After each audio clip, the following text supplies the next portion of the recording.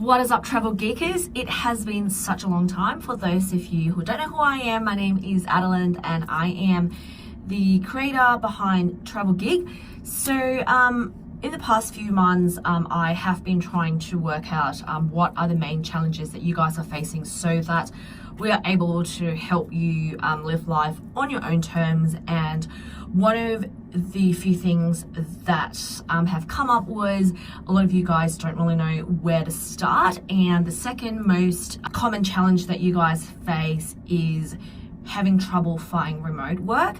And I think that one of the key things to keep in mind is we decide to choose the non-conventional 9 to 5, essentially redefining the whole 9 to 5 and the way we work. We need to think outside the box and approach finding a job, finding a gig differently as well.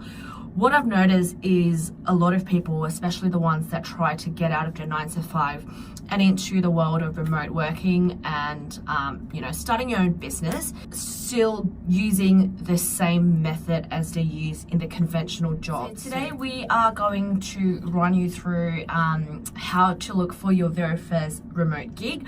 I think apart from job boards, there are a lot of different ways where you're able to find your first remote gig. And I'm going to share what I did to get my first couple of gigs, and dun dun dun, it is Facebook groups.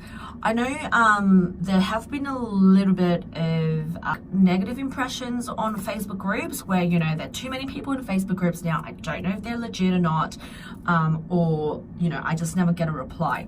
Number one, you got to remember that it is a numbers game. And if you think about the time where you apply for a job in real world, well, we're still in the real world, but in the corporate world, how many resumes do you need to send out before you're able to get even an interview?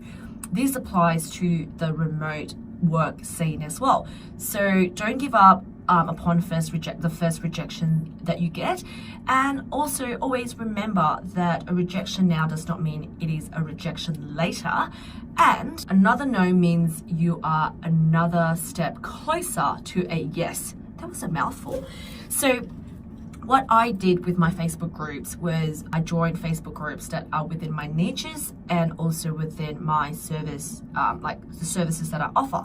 So for example, I was a part of this group called Like-Minded Bitches Drinking Wine. Essentially, it is for a group of women looking to set up their side hustle, looking to set up their business, or already running a business. So this is a massive women's network, and I got my first 2 clients from that group. So what you need to do is you're going to spend your probably about 15 to 20 minutes a day just scrolling through those Facebook groups, looking for call outs for something that a business or someone that might need help with. So for example, someone might post, well, I need help with an email newsletter that I need to send out in 2 weeks time. And I think that, if you're first starting out trying to build up your remote portfolio, it is important to not be overly strict or overly picky with what you're looking for. I know we all want some long-term contract or some long-term retainer, but sometimes you get to start with just a small project, because at the end of the day, in order for us to form long-term relationship, we need that trust factor between both parties. With one of the clients that I got at the start of my journey, which was around July 2017, it all started off with an EDM campaign. So that was a small project, but a year and a half later, I'm still working with this client. I'm now on a retainer with them, and now we're in discussions of bigger projects, and I'm helping them with a lot of their marketing strategies and digital marketing initiatives. But it all started off with a small EDM campaign. At that time, had I just think, well, it's only a one-off campaign, it's probably not worth my time. Wrong. Take all the small projects you can. Number one, that's a good way for you to build up your confidence, for you to build up your portfolio. And I know that some certain companies want you to have remote work experience. So if you're able to showcase your ability and your skill set across a range of different examples, that is great for you. And number 2 is to always follow up. I've seen so many people send an email, and because they haven't heard back from the person that they're talking to, well, they just kind of see it as a rejection. you can remember a lot of these entrepreneurs or businesses that are looking for help, they are busy people. So that email might have slipped through their inbox. They might have read the email as they're walking or on the way to a meeting, and it kind of slipped their mind. So follow up. My standard rule is follow up about 2 to 3 times before going, well, you know, this is the last time I'm sending you this email. If your stand has changed and if you decide to hire in the future, just hit me up.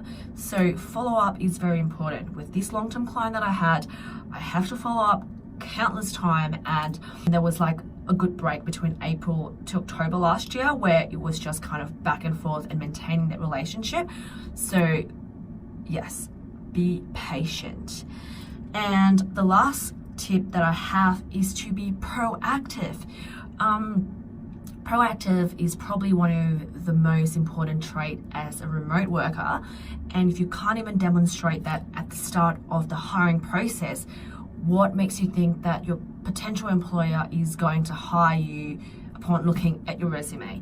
So I have spent my fair share of time in different groups and job search groups, and I've seen so many applicants, when they see a job call out, they just put a comment, I'm interested, or I'm in, especially on posts where the poster actually had the detail to say, please email your resume or portfolio to this number, or please DM me, or whatever it may be. And these people who go, I'm interested, you're the one looking for a job. What makes you think that the job poster is going to go through your profile, suss you out? By suss you out, I meant researching who you are and then contact you to tell you, hey, I want to hire you.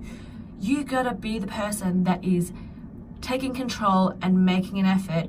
If they don't have any details on how to contact them, let them know, hey, I am a graphic designer with over X years of experience in creating illustrations for small businesses. I'm really interested in this gig. What is the best way to contact you? Leave me an email. Be proactive, get in touch with these people, give them a short pitch of what you do. And if you have a website or portfolio explaining what you do, leave them in the comments below, so that when the poster go through the list of interested people, you're already standing out, and your poster already know more about you than any other potential candidates. Proactive, seriously, I can go on and on about this, because times I've seen people looking for a job going, hey, I'm interested, hire me, without giving any context. And that's a mindset that you guys have to change if you used to be the ones that just go, hey, I'm interested. Seriously, take charge and take control. Those are my top 3 tips on how you're able to find your first remote gig. Number 1 is to go through Facebook groups and network amongst those groups. Number 2 is to follow up when you don't hear back from them. And number 3 is to be proactive. That is most important thing. Hope you find this video useful, and if you have any other questions or anything that you want to learn more about it, let me know down in the comment below, and I'll chat to you in my next video. I see you. Really pick this feeling.